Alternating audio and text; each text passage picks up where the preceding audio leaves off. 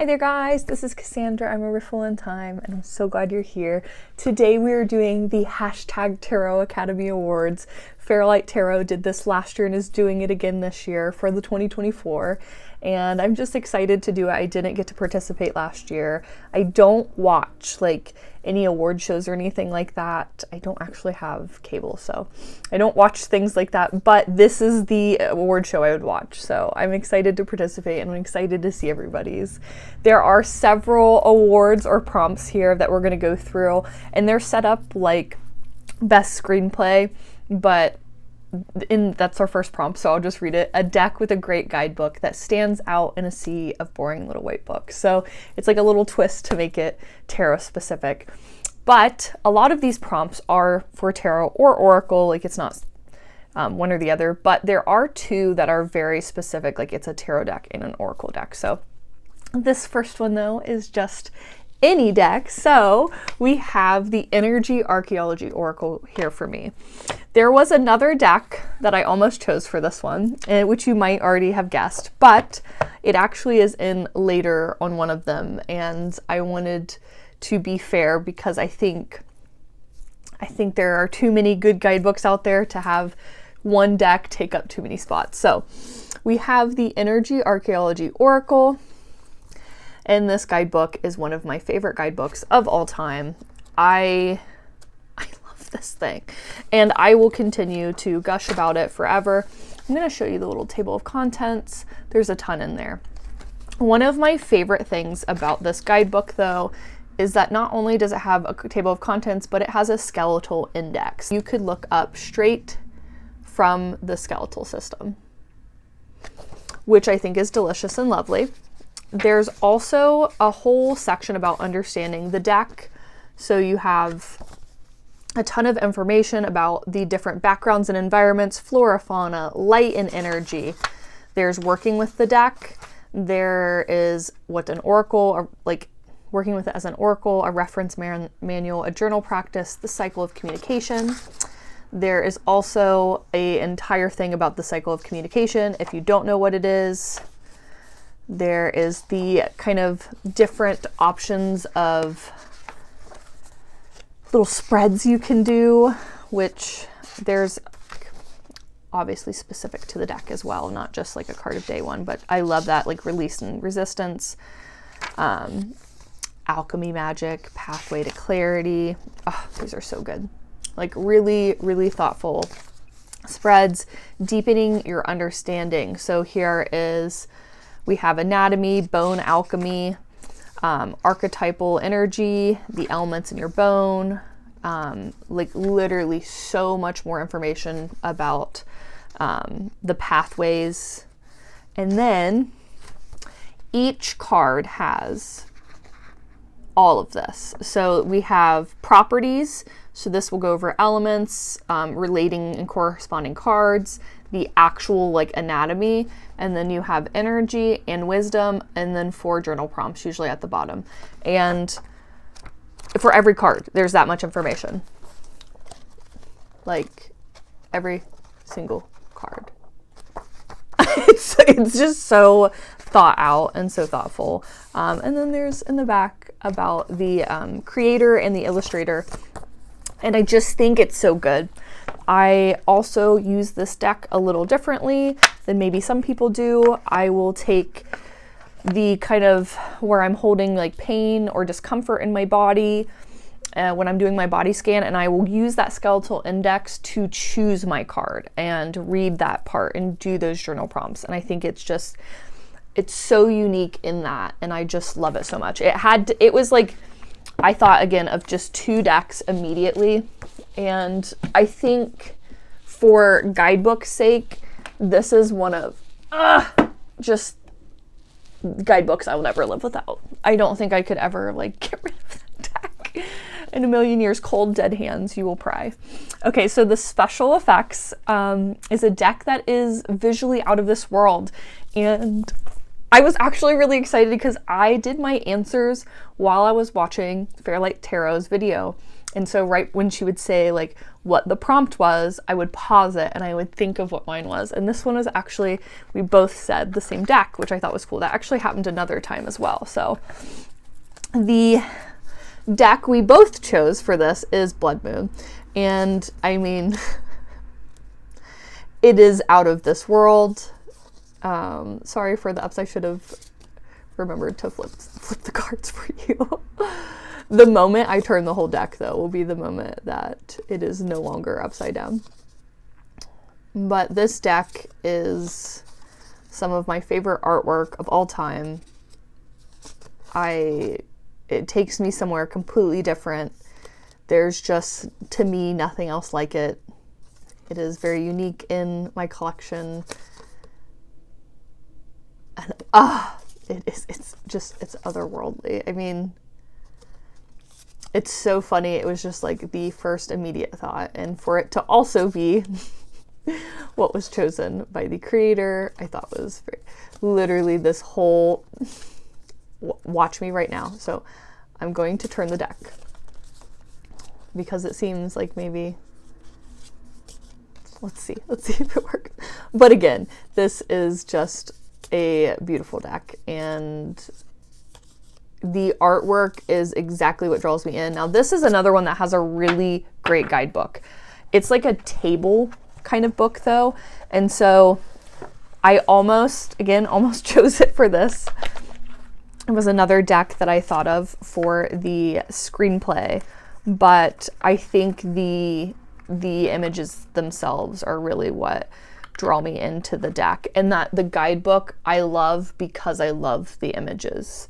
And like I love the artwork so much. So I think whereas with Energy Archaeology Oracle, I love the images, but more importantly, I love like what's in the guidebook. So that's why I specifically chose them opposite of one another. So best costume design, a deck that shows outstanding attention to detail. And actually, this one was a little hard for me because there was also in saying this, there was like another thing she said when she said it that wasn't written down, but it was like, it had to be specifically like to that deck, that it like no other deck was that way. Hold on, let me see if I can find in the video, because I have the video up here. That's where I'm taking the prompts from. Designed especially for this deck. So these details are designed specifically for this deck. So obviously there were a lot of decks I thought of that paid great attention to detail, but I was trying to think of one that did something specifically detail-wise differently than others. And actually the deck I came on to was the Lucid Dreams Tarot. I think this deck in general has a lot of little details that, I mean, this book itself looks like a book, but all of the little tiny foilings, just, it's so cohesive throughout. And not only is the gold on the edges, the gold foiling on the back with the moon and the sun, but it is also in the keywords on the top, like the upright and reverse keywords, the kind of like astrological symbols, but also in every single image, there is a highlight of that gold foiling in the image itself. And so just the attention to detail to take that foiling in every part of this deck, I thought was really cool. And also the guidebook itself it's a beginner's tarot deck here. So not only is the deck like detail wise, like the foiling throughout, but it also has a really detailed guidebook. So it will tell you, let's get a table of contents if we have one. I believe there is, if I'm thinking correctly, but there is a ton of information. This is a huge guidebook. It's like a full box set about how using your cards, all of that. This is another like really good guidebook. Again, another one I considered, but the details in this are really specific to a beginner's. And I think that that is another thing that like the attention to detail is really weaved well, is because there's even like parts for you to write behind each card for like note taking. And so there's upright, reversed, how to read, all of that. And again, it's also beginner friendly here and here on the cards with like the keywords on. And I just thought it was like really, the details for what it was supposed to do and what they wanted it to be was really well followed through. So that was my costume design. The best photography is next, a deck that has achieved an outstanding result in capturing the images.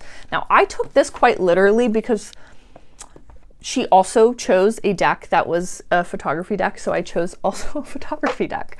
And I'm not sure if that was, it had to be, so if you do this VR, I'm not sure if it has to be photography specific, but I chose the Somnia Tarot. This is one of my favorite photography decks of all time. And this is one that there was so much intention in these photos. The creator did all of the like pieces, built the sets, you know. Also keeping an eye on like the time of day and the weather and stuff, like actually intentionally making sure that like the waves and the lighting and everything was how he wanted it to be, so that he was getting the image he wanted to get, which I thought was so cool. That like every little part of this was so thought out. I think the images are gorgeous. Some of my favorites. And then like I think the first card I showed was the tower, which was the house on top of, like burning on fire on top of his back, is like my favorite tower, if not one of my favorites. There might be a few contenders there, but I always think of that tower card when I think of the tower card. And I just think that what was captured here was so intentional and just so phenomenally done. Now this deck is trimmed, if you have not noticed. If you are not familiar with the Somnia Tarot, I trimmed this copy to remove the borders and making it a little smaller for my little hands. But I just think this was the first deck that popped into my head. And though like I do have some other decks that I enjoy the photography in, this was just mine. And like even there is, I don't think we've passed it yet, but the Hanged Man is actually the photographer, the creator of this deck, hung upside down for that. Like, I love the moon. But it's just such a beautifully captured deck. I really love photography decks. I need to enhance my photography skills, but that has always been a dream of mine, to make a photography deck. Spoilers. Okay, so the next is Best Actor, which is a non-gender specific, in a leading role. So this has to be a tarot deck that is most prominent in expressing human nature. So this one I really had to chew on, and because in general this prompt I'm like, what does that mean? I feel like tarot is like a really big expression of human nature, and that's what it represents. And so I'm like looking through all these decks and I'm like, what feels like the most accurate representation? And what I ended up doing is I chose a deck that I feel like represents feelings and like the inner child in a way that is so like universal. I mean, everyone was a child, you know?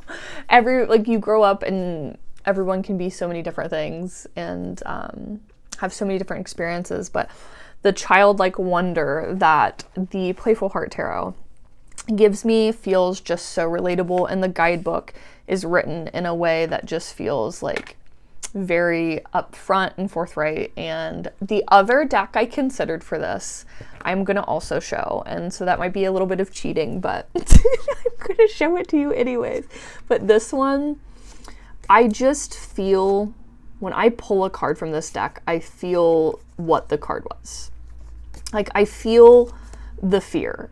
You know what I mean? Like, and the joy when I find it. Like, all of the images just feel so representative of, like, the base human emotion of the experiences. And, like, I don't know, it really does, though, like, the images are not very human in a lot of ways. It still, I feel like, expressed what it is to be human in such a beautiful way, in such a raw way, like, before the world has, like, gotten to you and other people, is, like, just, like, I love this deck for that. And something I again really enjoy is the guidebook. It's just, like, so fun and, like, well written. It's like, so we have the moon. Don't believe everything you see. Welcome to your own haunted forest ride. Oh, the blue bird of happiness could only take you so far. You are on your own now. Where are you? Wait, what are those things moving in the shadows of the forest? Creepy. When it's, like, this cute little thing, but, like, in the moon in a pickle. So, like, how I take is a reversed is, you are white knuckling it all alone. Please take care of yourself and get support with this. You ignore the heavy issue at hand. You don't want to deal with it. And, like, it's just very upfront, even though it can be, like, really cheeky and cute and sweet. And it can also be really, like, hey, don't be that way. You know, it's just really upfront in a way that feels, like, really good. And I just think it does a really good job at that. But another deck I considered, which felt like probably one of the first decks I felt like was very relatable to myself and a lot of people. Oh, let me grab it. I almost did it. I almost did This Might Hurt. And I think that choice was more related to, like, the adult human experience, I think. And not just for pure emotions, but for experiences. So this deck, I felt like, did that in, like, a different way, as, like, capturing the emotions was more Playful Heart. Capturing the, like, life of it all, the experiences, felt very This Might Hurt. I mean, the deck's called This Might Hurt, and what is life more than a little This Might Hurt, you know? So I felt like this was, like, a really good deck that felt really representative. It felt really relatable, and I think that's also the prompt here. So I guess I was kind of caught between, like, what does this prompt mean? And if it means this or that, I have two different options, but I did a little bit of cheating there. Double choices. And then the best actor, non-gender specific, in a supporting role is the Oracle deck that is most prominent in expressing human nature. And I think Reclaim does kind of in the same way. I'm, like, thinking about emotions, but I think Reclaim does a unmatched job at expressing human nature. And I mean, it's literally an entire deck made up of feelings and experiences that you go through and feel. So I think this deck is just, it was the first Oracle deck I thought of. And I didn't think any more about it because I felt like Reclaim just sat really well in this space. And I mean, I can't see so we have hope, trust, I think validation, acceptance, stillness. There's definitely some humility. There's definitely some cards that are not as shame, insecurity, detachment, disconnection, passion. But again, these are all, like, such disappointment. You can feel those feelings when I say them. At least I can. And I think this deck just does a really good job. The guidebook's short and sweet, but always like very on point, very good at like putting words to the feelings. Okay, next I have best documentary. Now this one is the one that was typed differently in the prompt than it was said, and it was just like a typo in the description box of her video. So the documentary is actually a deck that excels at portraying everyday life. And I actually chose the Extraordinary Incantations Oracle / Tarot. I think this deck, why I use it so frequently on the go, like I love to take it with me, I like pull a card from it very frequently, is because it just really does such a great job of being like everyday relatable. And I find that the lessons are not too big and encompassing. Like they're just very like, I can take these little, I keep my heart open, I manage, I let love lead, I merge with who or what I love, I take healthy pauses, I love the little things, I enjoy my own company. Like they just all feel like really relatable everyday experiences. Even one that I talk about, I think frequently, is the Three of Swords, which is such a big, like, usually like such a big heartbreak kind of moment there, but it takes it and makes it such like in the moment, daily kind of bite size. And it ends up being like, I get over myself, I get over it, I think is the wording on it. And I just think it's such a strength. I bend and I don't break. Where is that? Where is it? Okay, obvious. Okay, so I get over myself, I get over it. I just feel like it's such a different thought on the card, and it makes it feel like I can take that a Three of Swords moment in this deck and make it really applicable to like the daily moments, where if I get Three of Swords in other decks, I'm usually in the middle of it. But I admit defeat, the Tower, like the Tower doesn't have to be like a complete upheaval in my life in this deck. This can be like this like situation that I'm going through that's just like, again, in the day, in the moment, that's just like, give up. Like, stop barking up this tree. It's not worth it. Kind of like a smaller way. And I've always said that this deck is kind of like that best friend. It gives you like good advice. It's cheeky, it's sweet, but it's also like, get over yourself. Which sometimes you need to hear that. The best director, a creator that has shown outstanding results in the coordination of the entire project, from cardstock to art style to guidebook.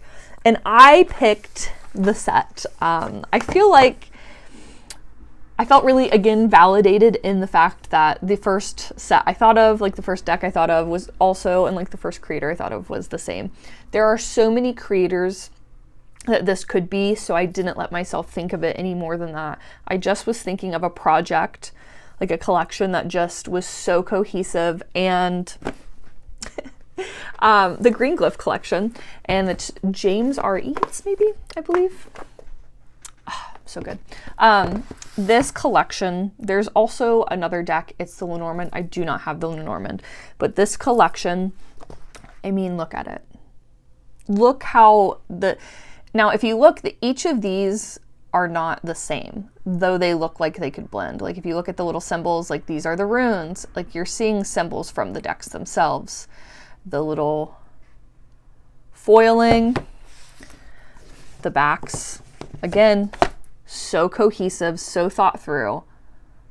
The colorways of this deck collection, I'm obsessed with it. I really am, because I love opening. Okay, so we're opening, and they all have the guidebook, the inside that looks like, again, it's part of a collection. It matches here. The guidebooks are perfect, and these beautiful little guidebooks. The rune deck doesn't just come with cards, it comes with runic dice that are like heavy, beautiful, whatever kind of metal that is. It might be helpful if I knew, but the guidebooks are really thought out, have a great bit of information, not just like the cards themselves, and then the cards.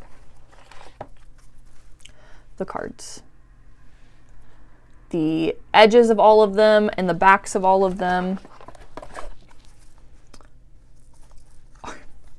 Like, look at the matching. But again, they're not the same, but you can't tell like to the naked eye, but these are different symbols. Like, they're the symbols relative to the deck, which I think is such a small detail to take, but to differentiate them. But it's so, to me, it's just like so thought through, so thought out.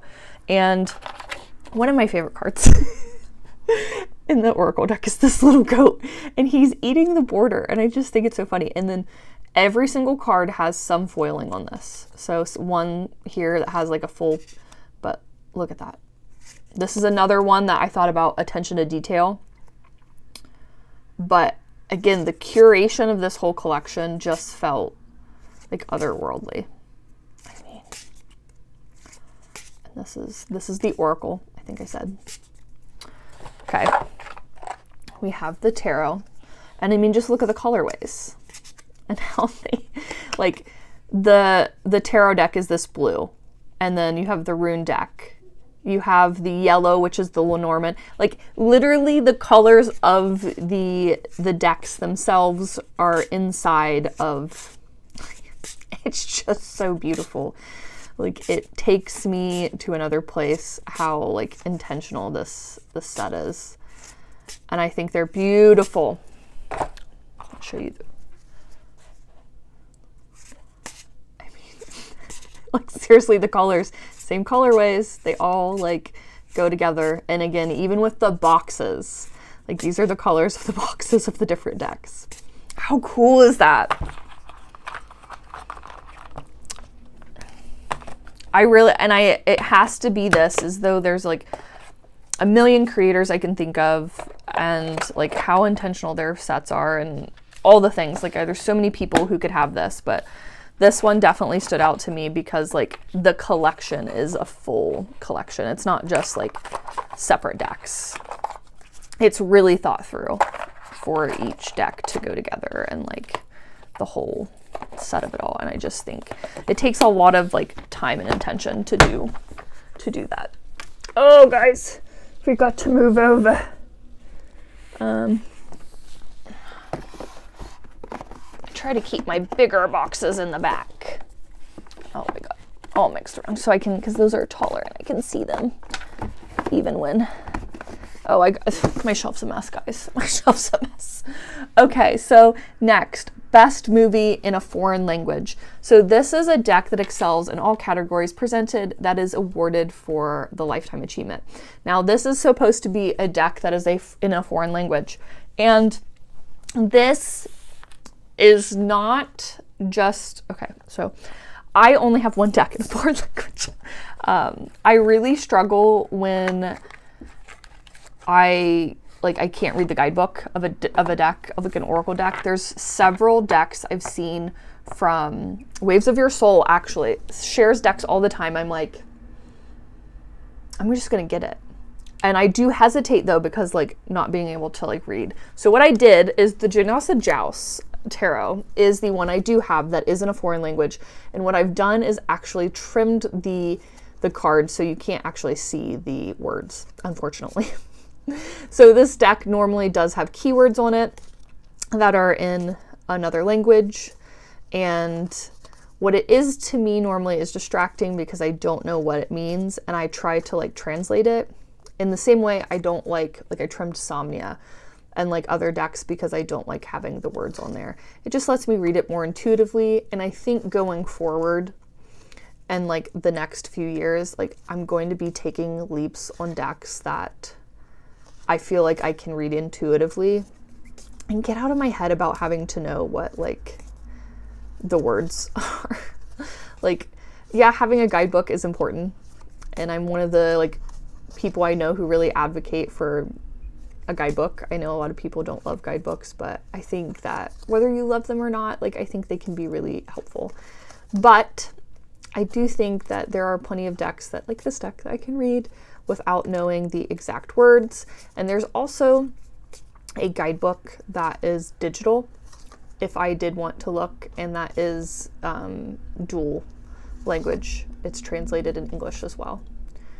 But I think this deck was just one of the first decks that I took the plunge on because I had really loved the artwork of it, and it was in a different language, and I was like, I'm just gonna do it. And I think it was actually one of the reasons for the longest time I didn't get any other decks in other languages, because I really struggled with this deck at first, not being able to use it because of how big it was, and then also, again, the me trying to translate things. I got it because it doesn't, I will say that deck is not a deck that I use in the sense that I think of what card it is and then like go from there. I really try to just full on read the image in that moment. I don't care what card it is, and try to see what it's like provoking in me. I try to read it fully intuitively.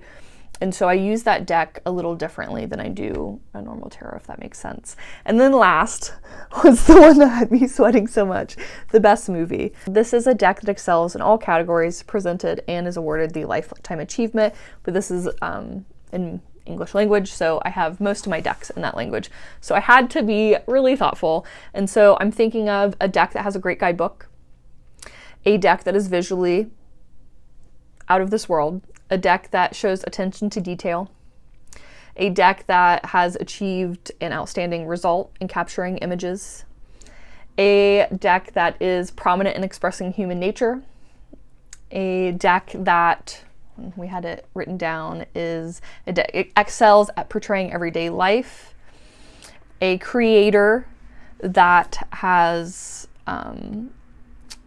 shown outstanding results in coordinating the entire production from cardstock to art style to guidebook.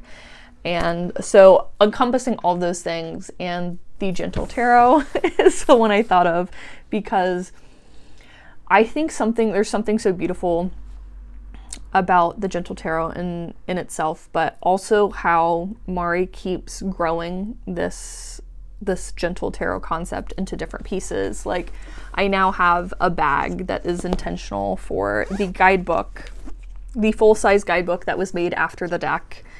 And then I have, this is the linen edition, but I also have the other two editions. I have the, I can reach the 10.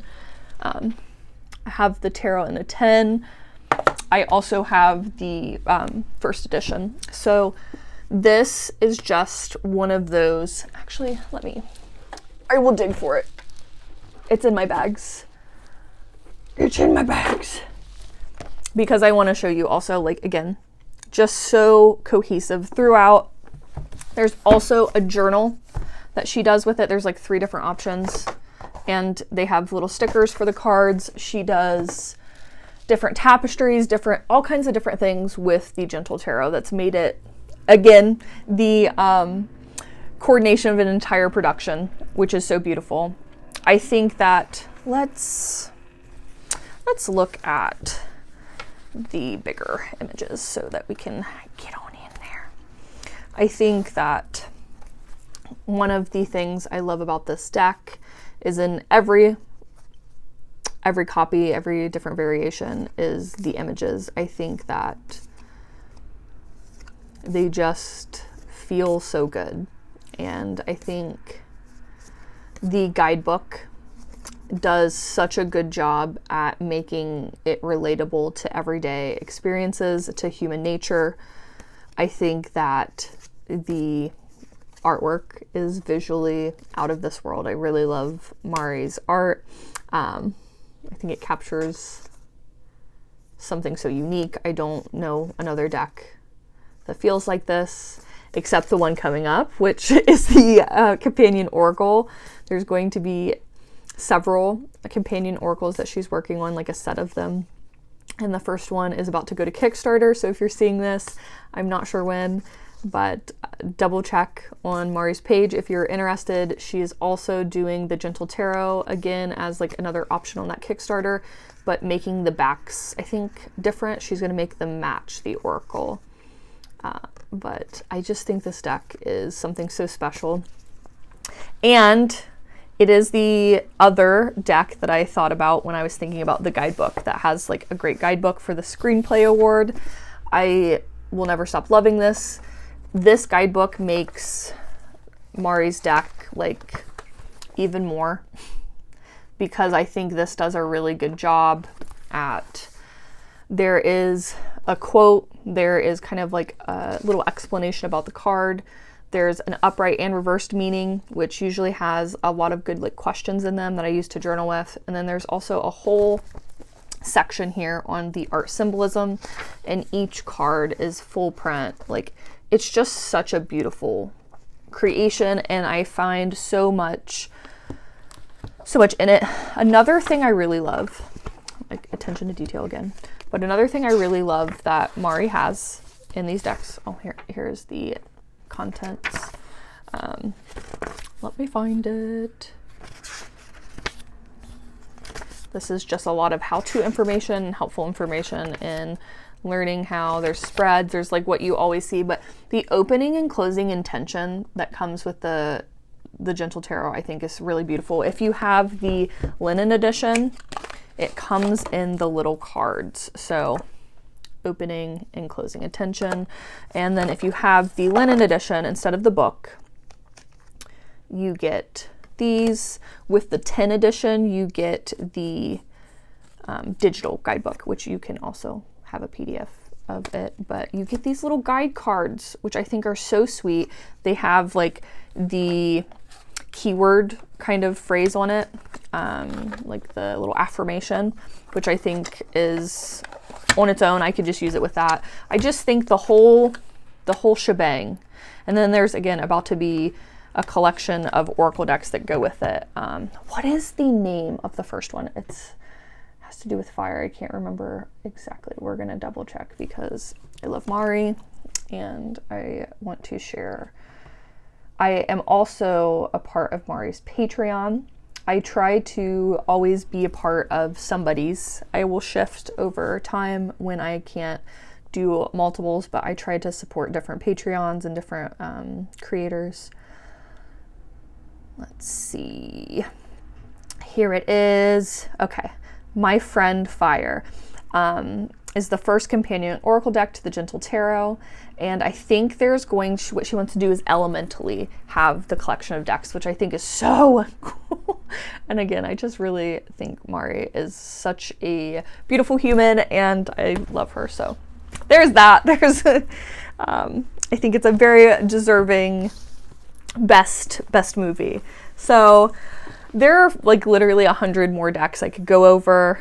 I really struggle with ones like these because then like I think of like 5 more decks that would be really good in certain spots, but I think I'm pretty satisfied with my choices today. I think I did good. Ugh. Thank you for being here. I love you. And thank you Fairlight Tarot for doing this, because this is fun. It's just like a fun way to just kind of shout out some really cool decks that you're interested in. So I love a good VR and I love you.